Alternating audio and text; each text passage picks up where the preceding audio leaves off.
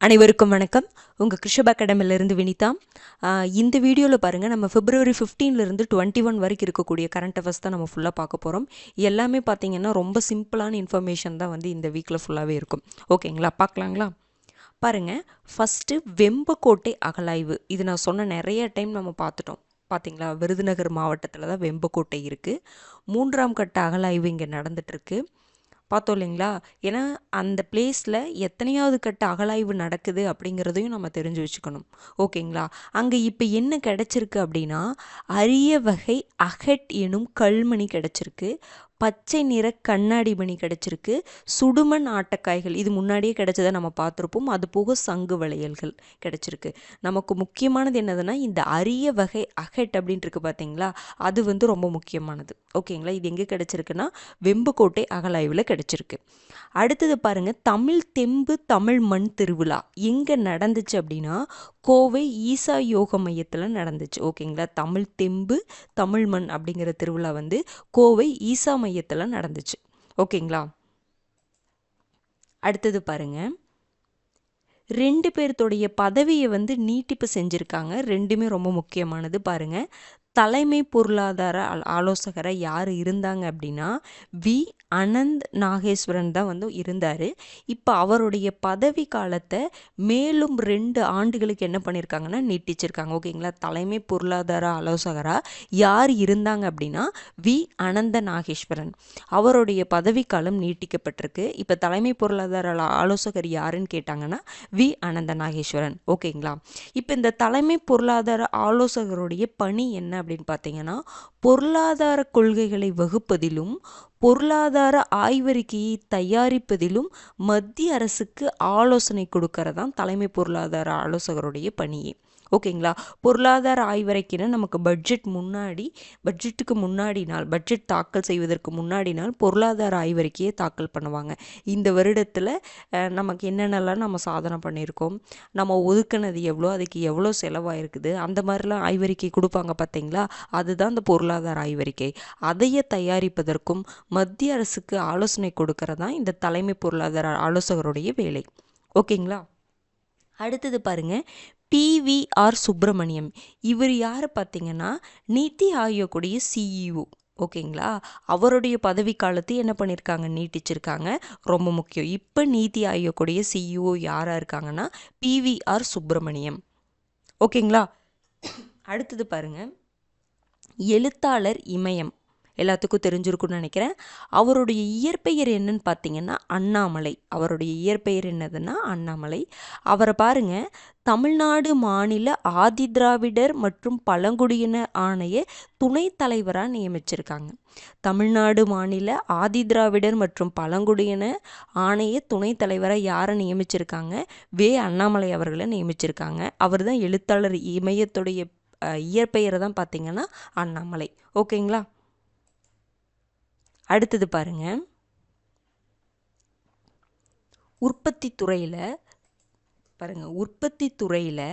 வேலைவாய்ப்பு வழங்கும் முதல் மாநிலமாக தமிழகம் திகழுது அப்படிங்கிற மாதிரி சொல்லியிருக்காங்க. ரொம்ப முக்கியமானதுங்க.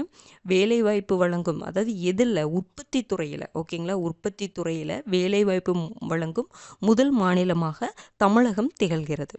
ஓகேங்களா? அடுத்தது பாருங்க, சூரிய சக்தி மின் உற்பத்தி நிலையங்களை எங்கே அமைக்க போகிறாங்கன்னா இலங்கையில் திருகோணமலை மாவட்டத்தில். ஓகேங்களா? இலங்கை திருகோணமலை மாவட்டத்தில் அமைக்க போகிறாங்க. இது ஏன் தெரிஞ்சுக்கணும் அப்படின்னா, இந்திய தேசிய அனல் மின் கழகமும் இலங்கை மின் வாரியமும் 2 கண்ட்ரியும் என்ன பண்ணியிருக்காங்க, ஒரு உடன்படிக்கை போட்டிருக்காங்க. அதன்படி இலங்கையில் திருகோணமலை மாவட்டத்தில் சூரிய சக்தி மின் உற்பத்தி நிலையங்களை வந்து என்ன பண்ணுறாங்கன்னா அமைக்கிறாங்க. இந்தியாவும் இலங்கையும் சேர்ந்து அமைக்க போகிறாங்க. அதனால் இது ரொம்ப முக்கியம். ஓகேங்களா? அடுத்தது பாருங்க, 2024ஆம் ஆண்டுக்கான அன்னை தெரசா கார்ப்பரேட் குடிமகன் விருது யாருக்கு கிடைச்சிருக்கு அப்படின்னா, எந்த அமைப்புக்கு கிடைச்சிருக்கு அப்படின்னா ஹிந்துஜா குழுமத்தின் முதன்மை நிறுவனமான அசோக் லேலாண்டுக்கு கிடைச்சிருக்கு. ஓகேங்களா? அன்னை தெரசா கார்ப்பரேட் குடிமகன் விருது வந்து அசோக் லேலேண்ட் நிறுவனத்துக்கு கிடைச்சிருக்கு. இது வந்து பார்த்திங்கன்னா மிக சிறந்த சமூக தொண்டாற்றும் பெருநிறுவனங்களுக்கு 1998 முதல் இது கொடுத்துட்டு வர்றாங்க. புரிஞ்சுதுங்களா? மிகச்சிறந்த சமூக தொண்டாற்றும் நிறுவனங்களுக்கு இந்த விருது அன்னை தெரசா கார்ப்பரேட் குடிமகன் விருது கொடுத்துட்டு வர்றாங்க. ஓகேங்களா? அடுத்தது பாருங்க, ஜல்லிக்கட்டு விளையாட்டு மைதானத்தை இப்போ ஒரு இடத்துல வந்து அடிக்கல் நாட்டியிருக்காங்க. ஓகேங்களா? எங்கேன்னு பார்த்தீங்கன்னா திருச்சி மாவட்டம் சூரியூரில் என்ன பண்ணியிருக்காங்க, ஜல்லிக்கட்டு விளையாட்டு மைதானத்துக்கு அடிக்கல் நாட்டியிருக்காங்க. ஓகேங்களா? எல்லாமே இன்றைக்கி வந்து சிம்பிளான இன்ஃபர்மேஷன் தாங்க இருக்கும், ஆனால் எல்லாமே வந்து ரொம்ப முக்கியமானது. ஓகேங்களா? பாருங்க, அடுத்தது ஞானேஷ்குமார். இவர் யார் அப்படின்னு பார்த்தீங்கன்னா தலைமை தேர்தல் ஆணையராக அப்பாயின்மெண்ட் பண்ணியிருக்காங்க இவரை. ஓகேங்களா? சீஃப் எலெக்ஷன் கமிஷனராக அப்பாயின்மெண்ட் பண்ணியிருக்காங்க. இவர் எத்தனையாவது தலைமை தேர்தல் ஆணையர்னு பார்த்தீங்கன்னா 26வது. அப்போ இதற்கு முன்னாடி யார் இருந்தாங்கன்னா 25வது தலைமை தேர்தல் ஆணையராக ராஜீவ்குமார் இருந்திருக்காரு. 25வது யார் இருந்திருக்கிறாங்கன்னு கண்டிப்பாக பார்த்துக்கணும். இப்போ யார் அப்பாயின்மெண்ட் பண்ணியிருக்காங்க, ஞானேஷ்குமார். இவர் முன்னாடி என்னவா இருந்திருப்பாருன்னா இப்போது சீஃப் எலெக்ஷன் கமிஷன், அதாவது எலெக்ஷன் கமிஷனில் பார்த்தீங்கன்னா 3 பேர் இருப்பாங்க. ஒருத்தர் வந்து சீஃப் தலைமை தேர்தல் ஆணையர் ஒருத்தர் இருப்பாங்க, மற்ற 2 பேர் வந்து தேர்தல் ஆணையர்கள். ஓகேங்களா? மொத்தம் 3 பேர் இருப்பாங்க. அதில் அவர் தேர்தல் ஆணையராக ஞானேஷ்குமார் இருந்திருப்பார். ஓகேங்களா? அவருக்கு தான் பதவி உயர்வு கொடுத்து தலைமை தேர்தல் ஆணையராக நியமிச்சிருக்காங்க. புரிஞ்சுதுங்களா? ஒரு தலைமை தேர்தல் ஆணையர், 2 தேர்தல் ஆணையர்கள் வந்து எலெக்ஷன் கமிஷனில் இருப்பாங்க. ஓகேங்களா? பாருங்க, இன்னொருத்தர் இப்போ ஒரு தலைமை தேர்தல் ஆணையர் நமக்கு தெரியும், யாருங்க, ஞானேஷ்குமார். அடுத்தது 2 தேர்தல் ஆணையர்கள் இருப்பாங்க பார்த்தீங்களா, அவங்க யாருன்னா அதில் ஒருத்தர் புதுசாக இப்போ அப்பாயின்மெண்ட் பண்ணியிருக்காங்க. யாருன்னா விவேக் ஜோஷி. ஓகேங்களா? மற்றொரு தேர்தல் ஆணையர்னா இவர் முன்னாடியே பதவியில் வந்து இருந்திருக்காரு, அவரே தான் சுக்பீர் சிங் சாந்து. இவரை வந்து இப்போ அப்பாயின்மெண்ட் பண்ணலாம், முன்னாடியே அப்பாயின்மெண்ட் பண்ணதா. ஓகேங்களா? ஒரு தலைமை தேர்தல் ஆணையர் ப்ளஸ் 2 வந்து தேர்தல் ஆணையர்கள் இருப்பாங்க. ஒருத்தர் தான் இப்போ ஒரு தலைமை தேர்தல் ஆணையர் இப்போ யாருங்க, ஞானேஷ்குமார். இது 2ல் ஒருத்தர் வந்து இப்போ நியூவாக அப்பாயின்மெண்ட் பண்ணியிருக்காங்க. ஏன்னா முன்னாடி இருக்கிறோடைய பதவிக்காலம் முடிஞ்சிருக்கும், அதனால் அப்பாயின்மெண்ட் பண்ணியிருக்காங்க விவேக் ஜோஷி. இன்னொருத்தர் பார்த்தீங்கன்னா சுக்பீர் சிங் சாந்து, இவர் முன்னாடியே இருந்திருக்கார். ஓகேங்களா? இப்போ யார் யார் இருக்காங்க அப்படிங்கிறது நமக்கு தெரியணும். ஓகேங்களா? இது நம்ம முன்னாடியே பார்த்துட்டோம். முன்னாடி 25வது தலைமை தேர்தல் ஆணையராக யார் இருந்தாங்க அப்படின்னா ராஜீவ்குமார். அடுத்தது பார்க்கலாங்களா? பாருங்க, லோக் ஆயுக்தா அமைப்பின் தலைவர் யாரை நியமிச்சிருக்காங்கன்னா பி ராஜமாணிக்கம் அவர்களை நியமிச்சிருக்காங்க. இவர் யாருன்னா ஓய்வு பெற்ற நீதிபதி. புரிஞ்சுதுங்களா? இப்போது நம்ம அப்பாயின்மெண்ட் பார்க்கும்பொழுது இவங்க முன்னாடி என்னவா இருந்திருக்காங்க அப்படிங்கிறத பார்த்தீங்கன்னா, இப்போ ஒரு நிறுவனத்துக்கு யார் அப்பாயின்மெண்ட் பண்ணுறாங்க, அவங்களோட எக்ஸ்பீரியன்ஸ் எதில் இருக்கணும் அப்படிங்கிற மாதிரி சில விஷயங்கள் நம்ம தெரிஞ்சுக்கலாம். பாருங்கள், இவர் வந்து ஓய்வு பெற்ற நீதிபதியை அப்பாயின்மெண்ட் பண்ணியிருக்காங்க. இதன் மூலமாக நம்ம என்ன தெரிஞ்சுக்கலாம், இதுக்கு வந்து நீதிபதியும் நம்ம அப்பாயின்மெண்ட் பண்ணலாம். ஏன்னா இது நீதித்துறை லோக் ஆயுக்தா அமைப்புனாவே என்னதாங்க, நீதித்துறை சார்ந்த ஒரு அமைப்புங்கிற மாதிரி சொல்லலாம். புரிஞ்சுதுங்களா? அதாவது நீதித்துறை சார்ந்தது தான். என்னதுங்க, பொது ஊழியர்களுக்கு எதிரான ஊழல் புகார்களை விசாரிப்பதற்காக தான் லோக் ஆயுக்தா அமைப்பவே அமைச்சிருப்பாங்க. ஓகேங்களா? அப்போ என்னதுங்க, நீதித்துறை சார்ந்தது தான் இது. அப்போ இதில் யாரை நியமிக்கிறாங்க, ஓய்வு பெற்ற நீதிபதி ஒருத்தர் தானே நியமிக்கிறாங்க அப்படிங்கிற மாதிரி நம்ம தெரிஞ்சுக்கலாம். புரிஞ்சுதுங்களா? இப்போ லோகாயுக்தா அமைப்புடைய தலைவரை யாரை நியமிச்சிருக்காங்க, பி ராஜமாணிக்கம் அவர்களை நியமிச்சிருக்காங்க. ஓகேங்களா? இதனுடைய நோக்கம் என்ன, பொது ஊழியர்களுக்கு எதிரான ஊழல் புகார்களை விசாரிப்பதற்காக தான் இந்த லோக் ஆயுக்தா அமைப்பை நிறுவியிருக்காங்க.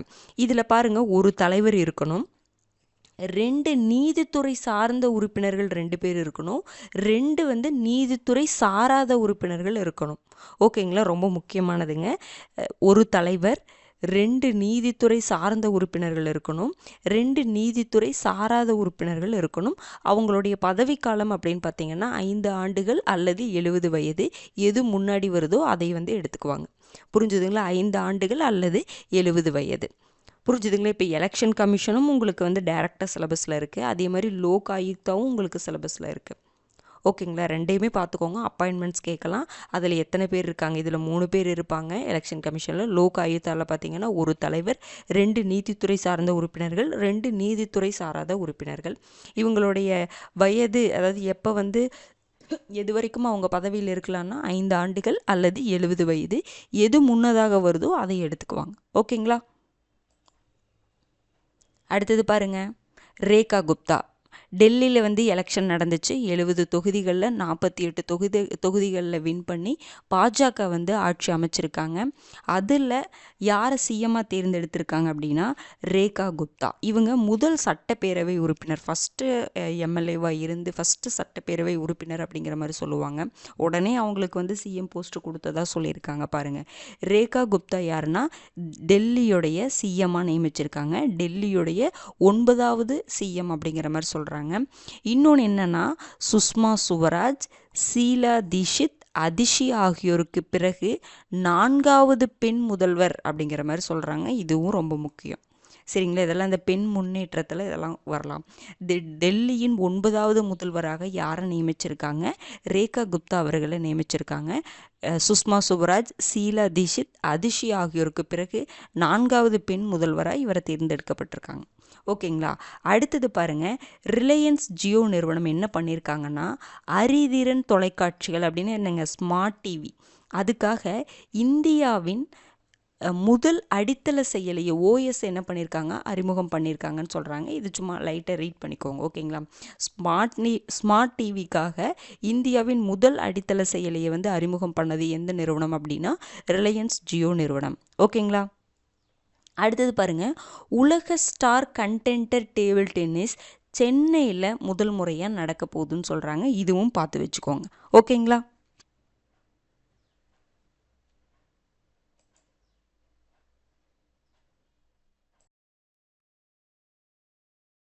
அடுத்தது பாருங்க, டைட்டில் பூங்காக்கள். புதிய டைட்டில் பூங்காக்கள் வந்து 2 இடத்துல வந்து அமைச்சிருக்காங்க. எங்கெங்கன்னு பார்த்தீங்கன்னா திருச்சியில் பஞ்சப்பூர். ஓகேங்களா.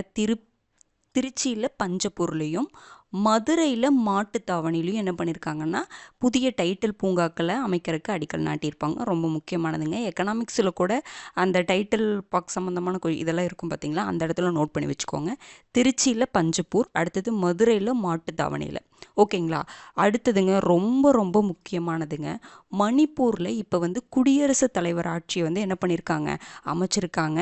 அப்போ மாநில அவசர நிலை அப்படின்னா அது சொல்லக்கூடிய ஆர்டிக்கல் என்னங்க, 356. எல்லாத்துக்குமே தெரியும்.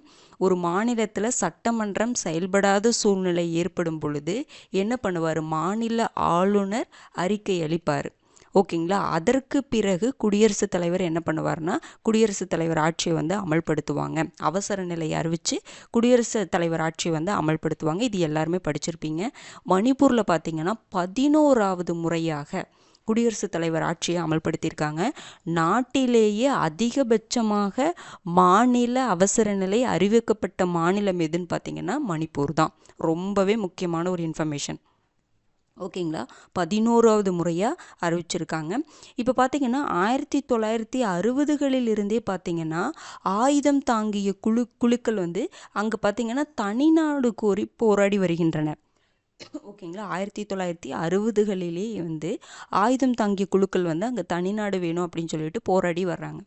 1980ஆம் ஆண்டு முதலே வந்து அந்த பகுதியை பாதிக்கப்பட்ட பகுதியாக அறிவிக்கப்பட்டுருச்சு. டிஸ்டர்ப்டு ஏரியா அப்படின்னு சொல்லிட்டு அந்த பகுதியை வந்து அறிவிச்சிட்டாங்க. ஓகேங்களா. இப்போ 2022 பார்த்தீங்கன்னா சட்டப்பேரவை தேர்தல் அங்கே நடந்துச்சு. அதில் பிஜேபி வந்து தொடர்ந்து அதாவது பிஜேபி ஆட்சி பிடிக்கிறாங்க. தொடர்ந்து 2வது முறையாக பிரேம் சிங் அவர்கள் முதல்வராக பதவியேற்கிறாரு 2022. ஏன்னா இப்போ அங்கே அவசர நிலை நடக்குதுன்னா அதுக்கு முன்னாடி அவசர நிலை அறிவிக்கிறாங்க அப்படின்னா அதற்கு முன்னாடி யார் பதவியில் இருந்தாங்க, அங்கே என்ன பிரச்சனை அப்படிங்கிறத நமக்கு தெரியணுமா. சும்மா பேசிக்கான இன்ஃபர்மேஷன் தெரிஞ்சுக்கிட்டா கூட போதும். ஓகேங்களா.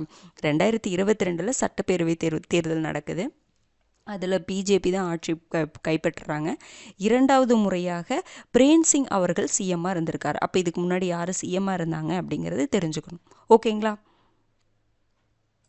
அடுத்தது பாருங்க, அங்கே என்ன பிரச்சனை அப்படின்னு பார்த்தீங்கன்னா 2023 சுப்ரீம் கோர்ட் வந்து ஒரு உத்தரவு பிறப்பிக்கிறாங்க. அது என்ன உத்தரவு அப்படின்னா, ஹிந்துக்களான மைதேயி இனத்தவரை பழங்குடியினர் பட்டியலில் சேர்க்க மத்திய அரசுக்கு பரிந்துரைக்குமாறு அந்த மாநில உயர்நீதிமன்றம் 2023 என்ன பண்ணுறாங்கன்னா உத்தரவிடுறாங்க.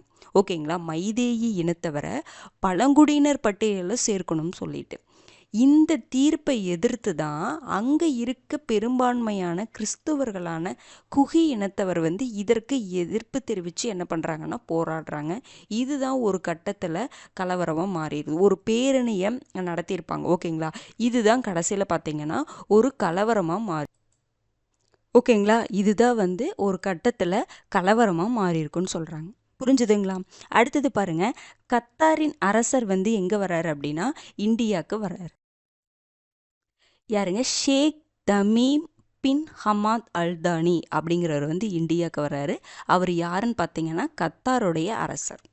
இந்தியாவுக்கு யாராவது ஒரு வெளிநாட்டில் இருந்து ஒரு அரசரோ ஒரு பிரதமரோ ஒரு அதிபரோ அவங்களாம் வந்தாங்கன்னா அவங்க பெயரை கண்டிப்பாக பார்த்து வச்சுக்கோங்க. Sheikh Tamim bin Hamad Al Thani இவர் வர்றார். அடுத்து பாருங்கள், முதல்வர் மருந்தக திட்டம் பிப்ரவரி 24, 2025 ஓகேங்களா. பிப்ரவரி 24, 2025 வந்து தொடங்க போகிறதா தொடங்கியிருக்காங்க.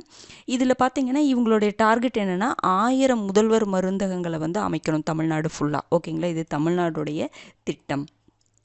1000 முதல்வர் மருந்தகங்கள் அமைக்கணும். அதில் கூட்டுறவு சங்கங்கள் மூலமாக 500ம் தொழில் முனைவோர் மூலமாக 500ம் அமைக்க போகிறாங்க. பிப்ரவரி 24, 25 தொடங்கியிருக்காங்க. 1000 முதல்வர் மருந்தகங்கள் அமைக்கணுங்கிறது தான் இதனுடைய நோக்கம். அதில் பார்த்தீங்கன்னா கூட்டுறவு சங்கங்கள் மூலமாக 500ம் தொழில் முனைவோர்கள் மூலமாக 500ம் என்ன பண்ண போகிறாங்கன்னா அமைக்க போகிறாங்க. இதுவும் ரொம்ப முக்கியமானது. ஓகேங்களா. அடுத்தது பாருங்க,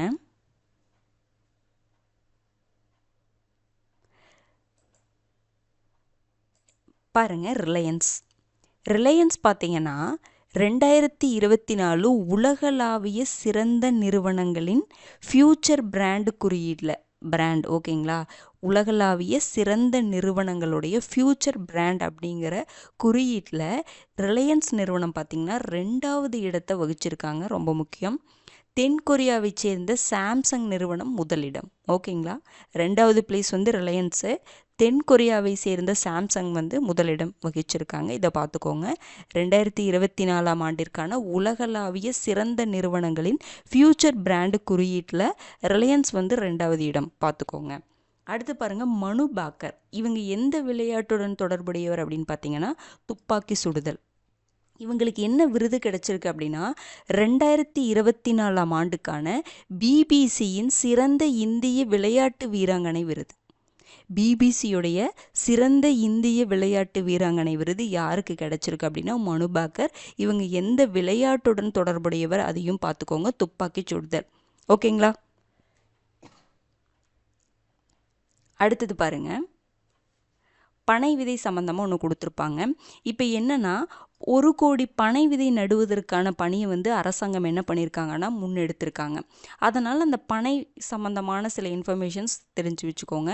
1 கோடி பனை விதை நடுவதற்கான பணியை வந்து கவர்மெண்ட் வந்து முன்னெடுத்து பண்ணிகிட்ருக்காங்க. ஓகேங்களா. அதுக்கப்புறம் இன்னொன்று வேறு அறிவிப்பு முன்னாடியே நமக்கு இருக்குது. என்ன அப்படின்னா ஒரு பனை மரத்தை வெட்டுவதற்கு மாவட்ட ஆட்சியரிடம் நம்ம என்ன பண்ணணும், கண்டிப்பாக அனுமதி வாங்கணும். ரொம்ப முக்கியமான விஷயங்க. இது கேட்கலாம், பனை மரத்தை வெட்டணும்னா யார்கிட்ட அனுமதி வாங்கணும், எந்த அரசு அதிகாரிகிட்ட அனுமதி வாங்கணும் அப்படிங்கிற மாதிரி கொஸ்டின் கேட்கலாம். மாவட்ட ஆட்சியர்கிட்ட நம்ம அனுமதி வாங்கணும். ஓகேங்களா. அதுக்கப்புறம் பாருங்கள், பனை பாலை விடும்போது எல்லோரும் கேள்விப்பட்டிருப்பீங்க, சில்வர் நைட்ரேட் அப்படிங்கிற அது வெளியிடும். ஓகேங்களா. பனை பாலை விடும்போது சில்வர் நைட்ரேட்டை வெளியிடும். இதுதான் மழைப்பொழிவுக்கு காரணமாக அமைதுன்னு சொல்கிறாங்க. ரொம்ப முக்கியம். இதையும் நல்லா பார்த்து வச்சுக்கோங்க. ஓகேங்களா. அடுத்தது பாருங்கள், அடுத்தது ரொம்ப ரொம்ப முக்கியமானதுங்க. உள்ளாட்சி அரசாங்கம் சம்பந்தமான ஒரு இன்ஃபர்மேஷன். தமிழகம் பார்த்திங்கன்னா சில துறைகளில் என்ன சொல்லலாம் அப்படின்னா ஊராட்சி சம்பந்தமான விஷயங்களில் அவங்க வந்து ஒரு தன்னுடைய நல்ல நிர்வாக திறமையை வந்து காட்டியிருக்காங்க. என்னன்னு பாருங்கள், தமிழகம் மாநிலங்களில் ஊராட்சிகளின் அதிகார பகிர்வின் நிலை சான்றுகள் அடிப்படையிலான தரவரிசை பட்டியலை வந்து வெளியிட்டிருக்காங்க. ஊராட்சிகளின் அதிகார பகிர்வுகளின் நிலை சம்பந்தமான ஒரு தரவரிசை பட்டியலை வந்து வெளியிட்டிருக்காங்க. ஓகேங்களா. அதில் பார்த்திங்கன்னா கட்டமைப்பு, ஊராட்சியில் ஓகேங்களா, கட்டமைப்பு, செயல்பாடுகள், நிதி, பிரதிநிதிகள், திறன் மேம்பாடு, பொறுப்புடைமை ஆகிய ஒட்டுமொத்த குறியீட்டின்படி தமிழகம் பார்த்திங்கன்னா இந்திய மாநிலங்களில் 3வது பிளேஸ் இருக்காங்க. ஒட்டுமொத்த குறியீட்டில் 3வது. கட்டமைப்பு, செயல்பாடுகள், நிதி, பிரதிநிதிகள், திறன் மேம்பாடு, பொறுப்புடைமை, இது எல்லாம் ஒட்டுமொத்த குறியீட்டில் 3வது இடத்துல இருக்காங்க. ஓகேங்களா? நம்ம இதில் பார்க்க வேண்டியது ஃபஸ்ட்டு பிளேஸில் எந்த பிரிவில் இருக்காங்க? தமிழகம் இது எல்லாமே தமிழகம். 3வது, முதலிடம், 2வது, 3வதுன்னு போட்டிருக்கோம் பார்த்தீங்களா? இது எல்லா இடத்தையும் வகிப்பது தமிழகம். ஓகேங்களா? பாருங்க, ஊராட்சிகளின் கடமைகள் மற்றும் பொறுப்புகளை செயல்படுத்தும் விதத்திலும் அதிகார பகிர்வு அளித்து திட்டங்களை நடைமுறைப்படுத்தும் விதத்திலும் தமிழ்நாடு முதலிடம். ரொம்ப ரொம்ப முக்கியமானது. எந்த பிரிவில் தமிழ்நாடு முதலிடம்? ஊராட்சிகளின் கடமைகள் மற்றும் பொறுப்புகளை செயல்படுத்தும் விதத்திலையும் அதிகார பகிர்வு அளித்து திட்டங்களை நடைமுறைப்படுத்தும் விதத்தில், திட்டங்களை நடைமுறைப்படுத்துறதுல தமிழ்நாடு ஃபஸ்ட்டு பிளேஸு. ரொம்ப முக்கியமானது. ஓகேங்களா? அடுத்தது திறன் மேம்பாடு மற்றும் செயல்பாடுகளில் 2வது. நிதி பரிவர்த்தனைகளில் பார்த்தீங்கன்னா 3வது. ஃபஸ்ட்டு வந்து இது மேலே இருக்குது பார்த்தீங்களா, இது வந்து ஒட்டு மொத்தமாக எல்லாத்தையும் சேர்த்தி தமிழகம் 3வது இடத்துல. அப்புறம் ஒவ்வொரு பிரிவுன்னு பார்த்தீங்களா, செயல்பாடுகளில் எத்தனையாவது பிளேஸில் இருக்குது, நிதியில் எத்தனையாவது பிளேஸில் இருக்குது, திறன் மேம்பாட்டில் எத்தனையாவது பிளேஸில் இருக்குது, பொறுப்புடைமையில் எந்த பிளேஸில் இருக்குது அப்படின்னு சொல்லிட்டு தனித்தனியாக போட்டிருப்பாங்க. இது வந்து எல்லாமே சேர்த்தி தமிழகம் என்னதுங்க? 3வது இடம். இந்த ஊராட்சிகளின் அதிகார பகிர்வின் நிலை சான்றுகள் அந்த தரவரிசை பட்டியலில் டோட்டலாக இந்தியா 3வது பிளேஸு. ஓகேங்களா? அதில் ஒவ்வொரு பிரிவு இருக்குது பார்த்தீங்களா, இந்த ஒவ்வொரு பிரிவுலையும் தமிழ்நாடு எத்தனாவது பிளேஸ் அப்படிங்கிறது நமக்கு தெரிஞ்சுக்கணும். இதில் அந்த திட்டங்களை நடைமுறைப்படுத்தல தமிழ்நாடு முதலிடம். இந்த திறன் மேம்பாடு இருக்குது பார்த்தீங்கன்னா, இந்த திறன் மேம்பாடு மற்றும் இந்த செயல்பாடுகளில் தமிழ்நாடு 2வது இடம். நிதி சம்பந்தமான அந்த பரிவர்த்தனைகளில் தமிழ்நாடு 3வது இடம். புரிஞ்சிருச்சுங்களா என்ன வித்தியாசம் அப்படிங்கிறது? அடுத்தது பாருங்கள், கீழடி திறந்தவெளி அருங்காட்சியகத்துக்கு என்ன பண்ணியிருக்காங்கன்னா அடிக்கல் நாட்டியிருக்காங்க. எங்கெங்க? கீழடியில் தான். சிவகங்கை, திருப்புவனம் மாவட்டம். ஓகேங்களா? கீழடி திறந்தவெளி அருங்காட்சியகம் இங்கே அமைக்கிறக்கு அடிக்கல் நாட்டியிருக்காங்க. சிவகங்கை மாவட்டம், திருப்புவனம் மாவட்டத்தில் கீழடிக்கு என்ன பண்ணியிருக்காங்க? அந்த கீழடி திறந்தவெளி அருங்காட்சியகத்துக்கு என்ன பண்ணியிருக்காங்க? அடிக்கல் நாட்டியிருக்காங்க. இன்னொரு இன்ஃபர்மேஷன் தெரிஞ்சுக்கோங்க. நம்ம முன்னாடி பார்த்தோம், வெம்புக்கோட்டையில் எத்தனையாவது கட்ட அகழாய்வு நடக்குது? 3வது கட்ட அகழாய்வு நடக்குதா? இதில் பாருங்கள், இந்த கீழடி, மணலூர், கொந்தகை, அகரம் இந்த பிளேஸ்லாம் பார்த்தீங்கன்னா 10ஆம் கட்ட அகழாய்வு நடந்துட்டுருக்கு. 9 கட்ட அகழாய்வுகள் இந்த பிளேஸில் முடிஞ்சிருச்சு. இப்போ 10ஆம் கட்ட அகழாய்வு நடந்துட்டுருக்கு. எங்கெங்கங்க? கீழடி, மணலூர், கொந்தகை, அகரம் இது எல்லாமே முக்கியமான பிளேஸுங்க, பார்த்துக்கோங்க. 10ஆம் கட்ட அகழாய்வு நடந்துட்டுருக்கு. பட்ஜெட்டில் இது சம்மந்தமான நியூஸ்லாம் வரும். தமிழக பட்ஜெட்டில் நம்ம பார்க்கலாம். ஓகேங்களா? அடுத்தது பாருங்கள், பாரத் டெக்ஸ் அப்படிங்கிற கண்காட்சி எங்கே நடந்துச்சு அப்படின்னா டெல்லியில். இது எது தொடர்பான கண்காட்சினா ஜவுளி தொழிலின் பிரம்மாண்ட கண்காட்சி தான் வந்து பாரத் டெக்ஸு. எங்கே நடந்துச்சு அப்படின்னா டெல்லியில் நடந்துச்சு. இதில் என்ன சொல்லியிருப்பாங்கன்னா, இந்தியா வந்து உற்பத்தி துறையில் ஜவுளி தொழிலின் பங்கு எவ்வளோ % சொல்கிறாங்க? 11%. ஓகேங்களா? இது வந்து நீங்கள் வந்து எக்கனாமிக்ஸில் எழுதி வச்சுக்கோங்க. இந்தியா உற்பத்தி துறையில் ஜவுளி தொழிலுடைய பங்கு எவ்வளோங்க? உற்பத்தி துறையில் ஜவுளி தொழிலுடைய பங்கு 11%. அதே மாதிரி ஜவுளி மற்றும் ஆடைகள் ஏற்றுமதியில் இந்தியா வந்து 6வது இடத்துல இருக்காங்க. இதுவும் ரொம்ப முக்கியம். ஜவுளி மற்றும் ஆடைகள் ஏற்றுமதியில் இந்தியா எந்த பிளேஸில் இருக்காங்க? 6வது பிளேஸில் இருக்காங்க. இதெல்லாம் நம்ம புக்ஸில் வந்து அப்போ இருக்கக்கூடிய இன்ஃபர்மேஷன் தாங்க கொடுத்துருப்பாங்க. இது கரண்ட் அஃபேர்ஸில் வரும்பொழுது உடனே பார்த்து எழுதி வச்சுக்கோங்க. ஏன்னா திருப்பி நம்ம கூகுளில் சர்ச் பண்ணி எழுதலான்னு பார்த்தோம்னா அந்த டைமில் சர்ச் பண்ணும்பொழுது வேறு மாதிரி இன்ஃபர்மேஷன் இருக்கும். நம்மளால் எது கரெக்டுன்னு நம்மளால் சொல்ல முடியாது. ஓகேங்களா? அப்பப்போ வரும்பொழுது அதை நோட் பண்ணி வச்சுக்கோங்க. ஓகேங்களா? ஜவுளி மற்றும் ஆடைகள் ஏற்றுமதியில் இந்தியா வந்து 6வது பிளேஸில் இருக்காங்க. அடுத்தது பாருங்க, உலக ஹிந்தி தினம் எப்போ கொண்டாடுறாங்க அப்படின்னா ஜனவரி 10. ஓகேங்களா? உலக ஹிந்தி தினம் பார்த்தீங்கன்னா ஜனவரி 10 இப்போ தான் கொண்டாடுவாங்க. அமெரிக்காவின் நியூயார்க்கில் தான் என்ன இருக்குங்க? உங்களுக்கு ஐநா தலைமையகம் இருக்குமா? இந்த ஆண்டு வந்து எந்த கருப்பொருளை கொண்டாடியிருப்பாங்கன்னா பன்மொழி மற்றும் வெளிநாடுகளில் இந்தியை ஊக்குவித்தல் அப்படிங்கிற கருப்பொருளை ஜஸ்ட் ரீட் பண்ணிக்கோங்க. பன்மொழி மற்றும் வெளிநாடுகளில் ஹிந்தியை ஊக்குவித்தல் அப்படிங்கிற தீமில் இந்த வருஷம் கொண்டாடியிருக்காங்க. பார்த்துக்கோங்க. அது ஜஸ்ட் அந்த இன்ஃபர்மேஷன் ஓரளவுக்கு தெரிஞ்சுக்கிட்டால் போதும். அடுத்தது பாருங்க, 8வது இந்திய பெருங்கடல் மாநாடு. எத்தனையாவதுங்க? 8வது இந்திய பெருங்கடல் மாநாடு எங்கே நடந்திருக்கு அப்படின்னா ஓமன் தலைநகர் மஷ்கட். ஓகேங்களா, ஓமன் தலைநகர் மஷ்கட்டில் 8வது இந்திய பெருங்கடல் மாநாடு. இந்த மாநாடுகள் ரிலேட்டடாக கொஷின் கேட்குறாங்க, பார்த்துக்கோங்க. அடுத்து பாருங்க, ஜான் மெக்பால். இவர் யாருன்னு பார்த்தீங்கன்னா, சர்வதேச விண்வெளி நிலையம் இருக்குது பார்த்தீங்களா, இன்டர்நேஷ்னல் ஸ்பேஸ் ஸ்டேஷன், சர்வதேச விண்வெளி நிலையத்துக்கு உலகின் முதல் மாற்றுத்திறனாளி விண்வெளி வீரராக செல்வதற்கு ஐரோப்பிய விண்வெளி முகமை அனுமதி அளிச்சிருக்கு. ஒரு மாற்றுத்திறனாளிக்கு சர்வதேச விண்வெளி நிலையம் செல்வதற்கு அனுமதி அளிச்சிருக்காங்க. அவர் தான் பார்த்தீங்கன்னா ஜான் மெக்பால், உலகின் முதல் மாற்றுத்திறனாளி வீரர். இது எவ்வளோ ஒரு பெரிய முக்கியமான விஷயம் பாருங்க, இது ஒரு பெரிய சாதனையும் கூட. அடுத்தது பாருங்க,